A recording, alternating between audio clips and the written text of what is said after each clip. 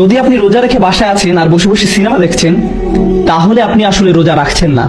আপনি রোজা রাখছেন না, কারণ আপনার অন্তর এখন আপনার ভুল আকাঙ্ক্ষাগুলোর কাছে হার স্বীকার করছে। রোজা রাখার এই অনুশীলনটার উদ্দেশ্য হলো যে আপনি প্রতিনিয়ত মনে করবেন যে যেভাবে আমি আমার ক্ষুধা তৃষ্ণার বিরুদ্ধে যুদ্ধ করেছি, আমাকে আমার চোখের আকাঙ্ক্ষার বিরুদ্ধে লড়তে হবে, আমাকে আমার মুখের বিরুদ্ধে লড়তে হবে, আমাকে আমার জিহ্বার বিরুদ্ধে লড়তে হবে, আমাকে আমার আকাঙ্ক্ষার বিরুদ্ধে লড়তে হবে, আমাকে আমার হরমোনের বিরুদ্ধে লড়তে হবে, আমাকে এখন আমার সবকিছুর বিরুদ্ধেই লড়তে হবে। এর মাঝে দৃশ্যমানটা হলো খাওয়া আর পান করা থেকে বিরত থাকা, কিন্তু আর সবকিছুই রোজার মাঝে আছে। লাআল্লাকুম তাত্তাকুন, আশা করা যায় তোমরা আল্লাহ ভীরু হতে পারবে। এই জিনিসটাই যদি আমাদের মনে না থাকে, তাহলে বনী ইসরায়েলের সাথে আমাদের আর কোনো পার্থক্য থাকছে না। তারাও রোজা রাখতো, কিন্তু তাদের মাঝে কি ছিল না? তাদের তাকওয়া ছিল না।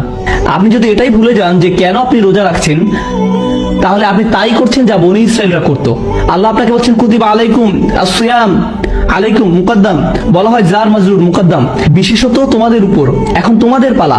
আমি তোমাদের তাই দিচ্ছি যা আগের প্রজন্মের ওদেরকেও দিয়েছিলাম। তারা এর থেকে কোনো উপকার পায়নি, তারা তাকওয়া অর্জন করতে ব্যর্থ হয়েছে। আল্লাহ এটাই বলছেন।